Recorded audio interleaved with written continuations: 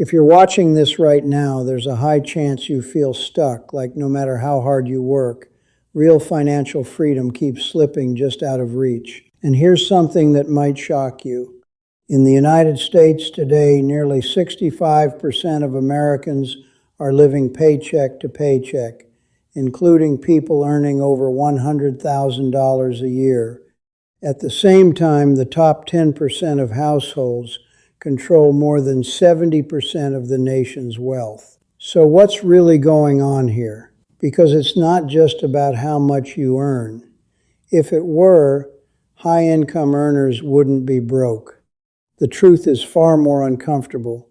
Your daily habits, your thinking patterns, and the decisions you make when nobody is watching are quietly determining your financial future. Most people believe they're just one opportunity away from getting rich. But in reality, they are one mindset shift and a few brutally honest realizations away from staying exactly where they are for the rest of their lives. In this video, we're going to break down the hidden behaviors that keep millions of Americans financially stuck, and more importantly, how the wealthy think and act differently. This might challenge you, it might even offend you, but it might also change your life, and what happens next might surprise you. Let's talk about something uncomfortable, because deep down you already know it's true. Watching too much TV isn't just a harmless way to relax. From a behavioral psychology perspective, it's a coping mechanism, a way your brain escapes reality when it feels overwhelmed, uncertain, or dissatisfied. Every time you sit down and binge another episode, your brain gets an easy hit of dopamine. No effort, no risk, no failure, just instant reward.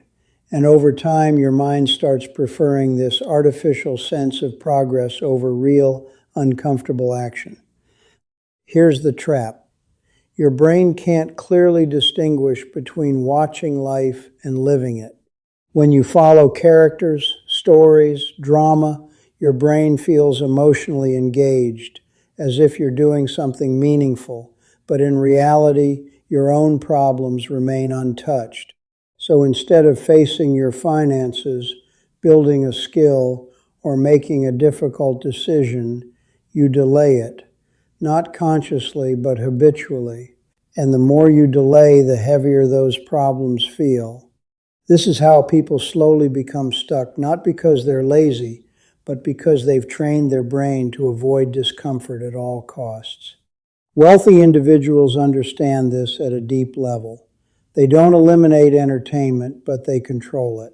They are extremely aware that attention is their most valuable asset. Because in the end, the question isn't, do you watch TV? It's, what are you avoiding while you're watching it? Let me tell you a story I've seen play out hundreds of times. A client walks into my office, mid-30s, hardworking, ambitious. They tell me they feel constantly tired, unfocused, and somehow stuck. Not just physically, but mentally and even financially. They think they need better time management, maybe more motivation. But when I ask one simple question, what did you eat yesterday? Everything becomes clear. Breakfast? Coffee and a donut. Lunch? Fast food? Something quick between meetings. Dinner? Takeout, because they were too exhausted to cook. Here's what most people don't realize. Your body is not separate from your success. It's the engine behind it. When you consistently eat ultra-processed, high-sugar, high-fat foods, your blood sugar spikes, then crashes. Your energy becomes unstable. Your focus drops. Your decision-making gets worse. You become more impulsive, more reactive, less disciplined. And over time, this compounds. You start skipping workouts. You procrastinate more. You feel mentally foggy during important opportunities. And slowly, without noticing, your performance in life declines. This isn't about eating perfectly. It's about awareness. The most successful people I've worked with treat nutrition as a performance strategy, not just a health choice. They understand that what they eat today directly affects how they think, act, and earn tomorrow. Because at the highest level, success isn't just about working harder. It's about having the energy and clarity to perform when it matters most. Next is a habit that I'm sure will surprise you, as it's actually one of the most important habits to avoid if you want to become truly wealthy. Let's discuss it now. Let's break down a belief that sounds smart on the surface but quietly keeps people stuck.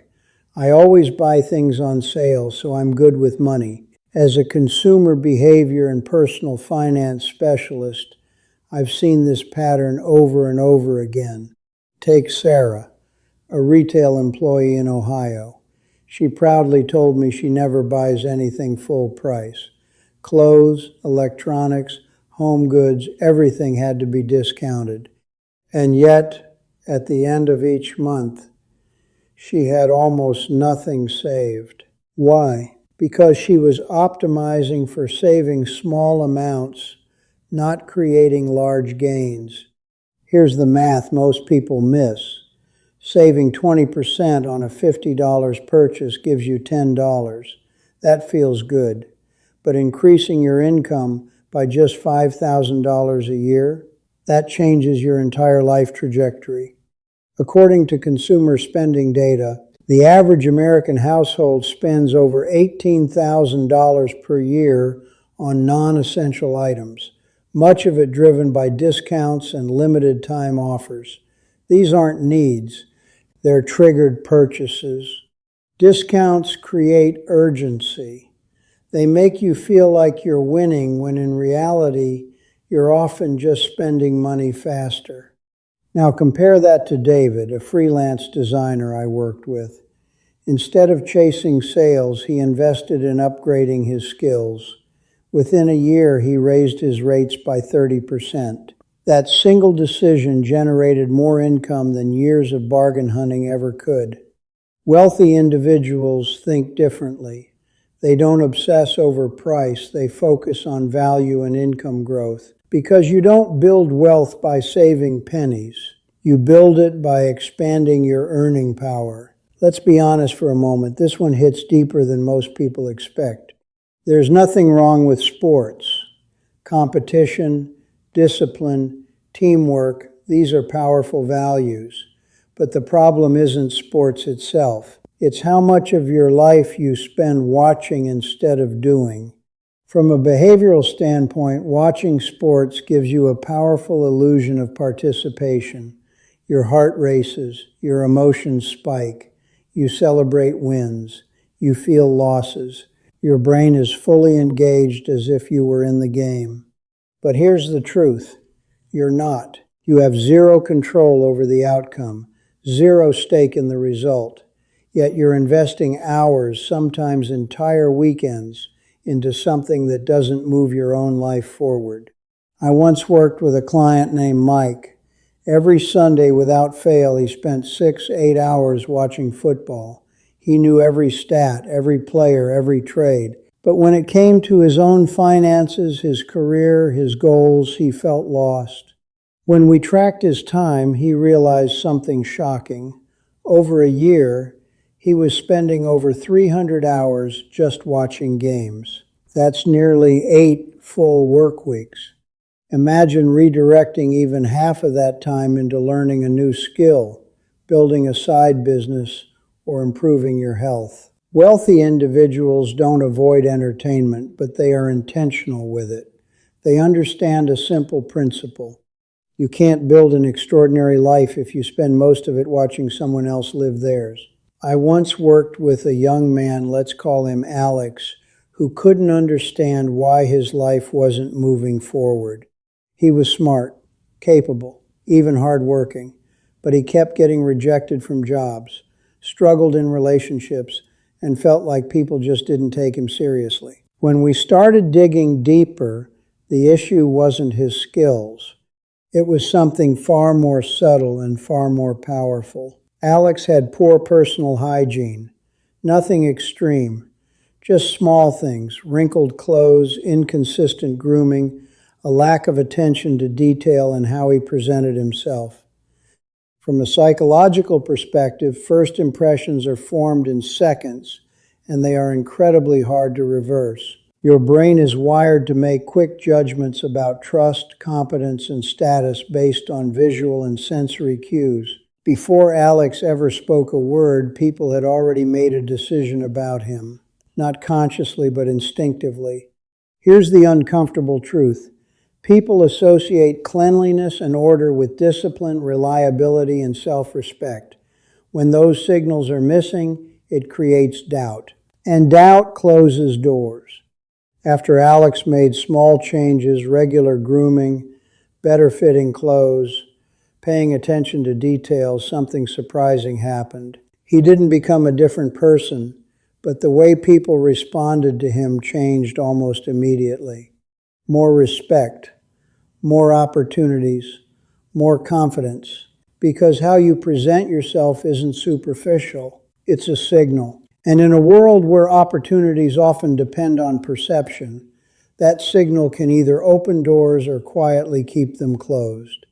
Now, once you start understanding how small signals like the way you present yourself can shape how the world responds to you, we need to confront something even deeper, something far more destructive, blaming others for your life. Let's be brutally honest here. This habit will destroy any chance you have at building real success.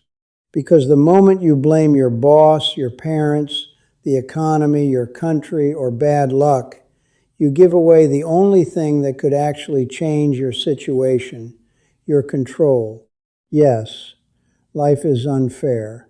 Some people start ahead, some people face real obstacles, but here's the part most people don't want to hear. As long as you focus on what's outside your control, you will stay exactly where you are. I've seen this pattern repeatedly. Two people face the same setback, lose a job, fail a business, get rejected. One says, "This isn't fair. They screwed me over." The other asks, "What can I do differently next time?" Fast forward a year, and their lives look completely different. One is still stuck, repeating the same story. The other has adapted, improved, and moved forward. Blame feels good in the moment. It protects your ego. It gives you an excuse, but it also locks you into helplessness. Successful people operate by a different rule. Everything is my responsibility. Even when it's not their fault, they still take ownership, because ownership gives them power. And without that, you're not in control of your life. You're just reacting to it. A few years ago, I worked with two clients, John and Marcus. Same city, similar income, both earning around $60,000 a year. Then life happened. John's car broke down unexpectedly. The repair cost, $1,200. It wasn't catastrophic, but John didn't have any savings, so he put it on a credit card. Interest started building. A few months later, another small emergency came up, and now he was juggling debt, stress, and minimum payments. Marcus faced a similar situation. Same cost, same inconvenience. But Marcus had something John didn't, a financial buffer. He had saved about 6 months of living expenses, which financial experts widely recommend. He paid for the repair, no stress, no debt, and moved on with his life. That's the difference savings make. According to recent data, nearly 40% of Americans would struggle to cover a $400 emergency without borrowing money. Not because they don't earn, but because they don't prepare. But here's what most people overlook. Savings aren't just for emergencies. They're for opportunities. I've seen clients miss out on starting a business, investing in a skill, or relocating for a better job simply because they didn't have cash available when the moment came. Money and savings equals flexibility. It gives you options. It buys you time. Wealthy individuals don't just earn more, they protect and position their money. Because when life tests you or presents you with a rare opportunity, you either have the resources to act or you don't. Now, if there's one habit that quietly destroys more financial futures than almost anything else, it's this. Most people don't even realize they're trapped in it. We just talked about how lacking savings makes you vulnerable. But instead of preparing, many people take the easier path. They borrow. A swipe here, a payment plan there. It feels convenient in the moment. But instead of building security, you're building pressure. Instead of creating freedom, you're locking in future obligations. And over time, this becomes a cycle that's hard to break. Let's talk about one of the most dangerous habits today, using debt to fund a lifestyle you haven't earned yet. I once had a client, Daniel, who looked successful on the outside. New iPhone every year, designer clothes, a massive TV in his apartment, but behind the scenes his finances were collapsing.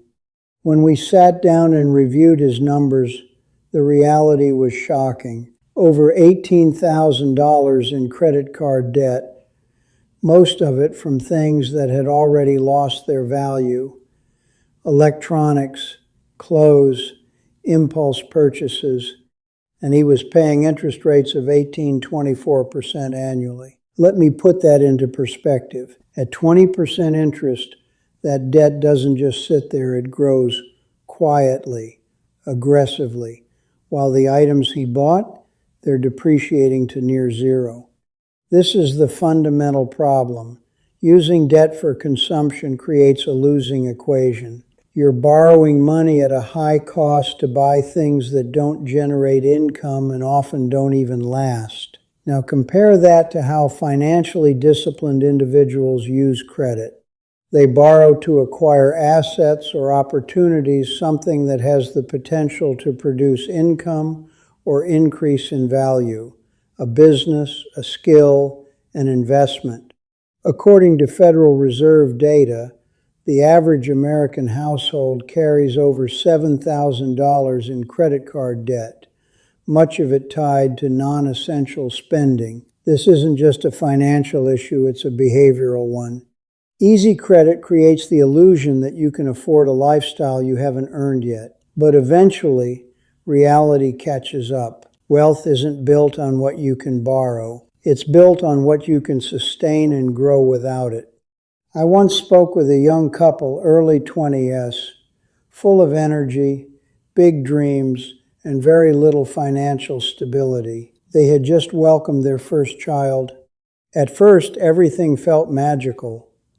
But within months, reality began to set in. Medical bills, diapers, formula, childcare.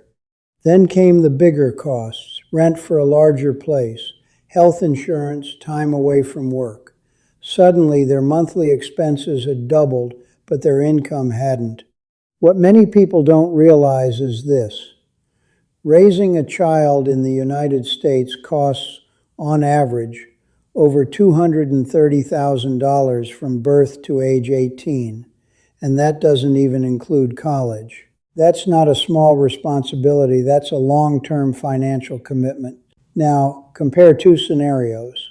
One couple has a child before they've built stable income, savings, or career flexibility. They spend years just trying to stay afloat, constantly under pressure. Another waits. They build skills, increase income, create financial security, then start a family from a position of strength. Same desire, completely different outcomes. This isn't about whether having children is good or bad. It's about timing.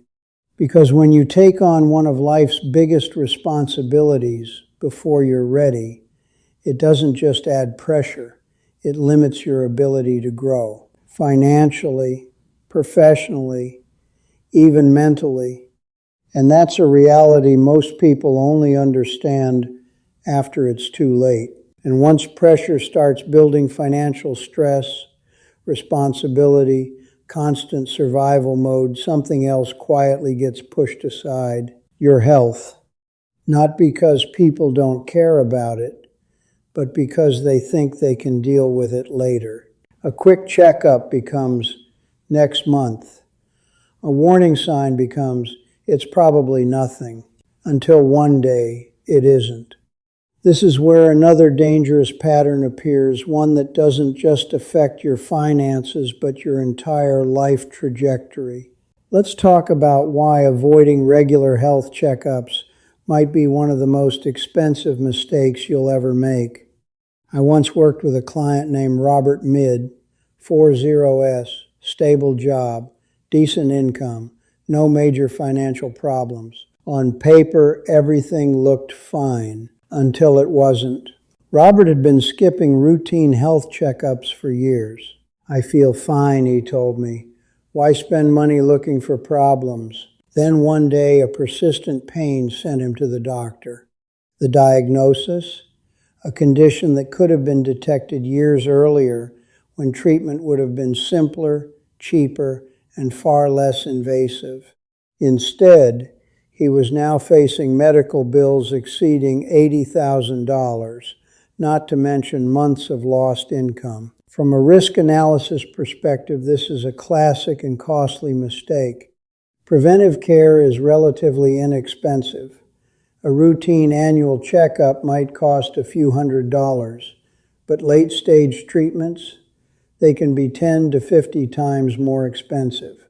According to healthcare data in the U.S., early detection of diseases like cancer can increase survival rates to over 90%, while late detection dramatically reduces both survival chances and financial stability.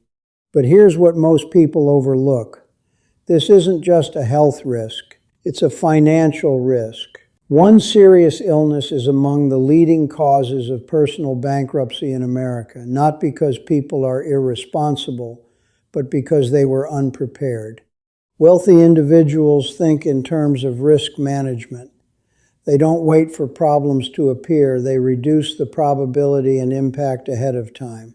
Because in life, the most expensive problems are the ones you ignore.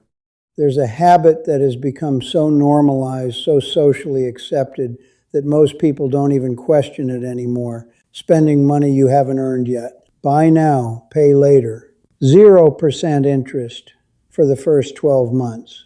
Easy monthly payments. It all sounds harmless, but let's call it what it really is.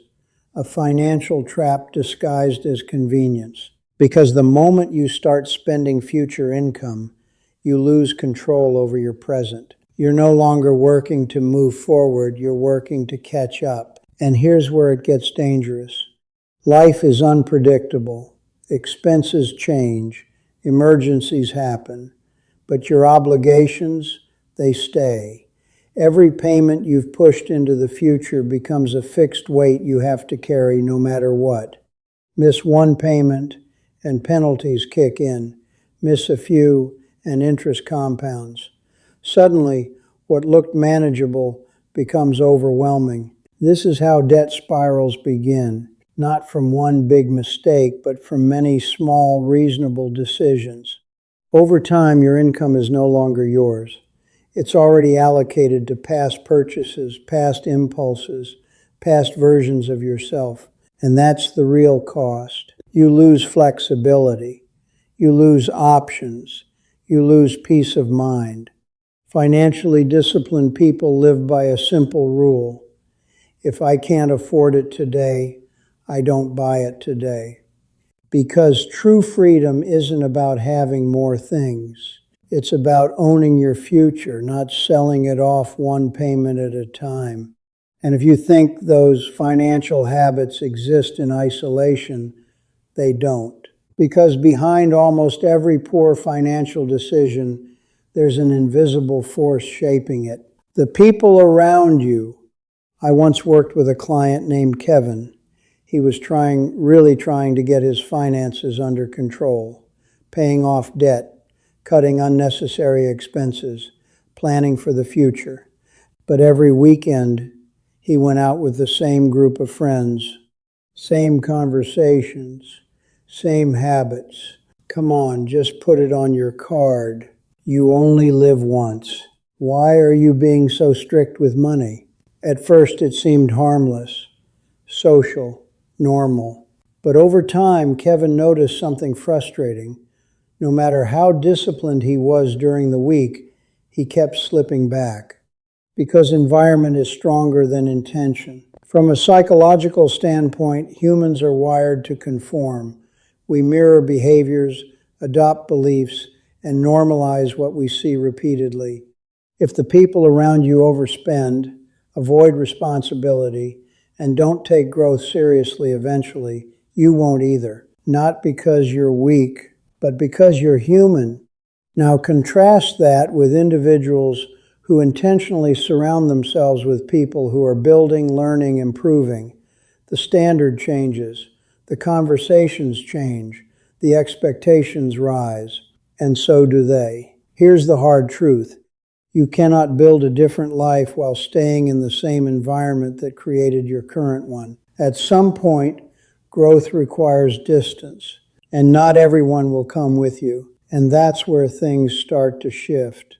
Because once you change your environment, once you step away from the noise, the excuses, the limiting beliefs, you begin to see something clearly. You've had potential all along, ideas, plans, ambitions. But here's the uncomfortable question. How many of them have you actually acted on? I've met countless people who say things like, I've been thinking about starting something, or I had that idea years ago. But thinking is not building. Planning is not executing. And potential by itself means nothing. As Tony Robbins once said, it's not what we do once in a while that shapes our lives, but what we do consistently. Ideas feel exciting because they give you a sense of progress without the risk of failure. But the moment you try to bring them to life, reality hits. It's messy, uncertain, uncomfortable. So most people stay where it's safe in their heads. Meanwhile, someone else takes action on a similar idea, improves it, adapts it, and succeeds. Not because they were smarter, but because they moved. This is the dividing line between those who stay stuck and those who move forward. Execution. Because in the real world, you don't get rewarded for what you could have done. You get rewarded for what you actually do. And once you realize that execution is what separates ideas from results, another hard truth begins to surface. No one is coming to do it for you. I once worked with a young man named Eric, smart, ambitious, full of ideas. But every time we spoke, there was a pattern. I'm waiting for the right partner. I just need someone to guide me.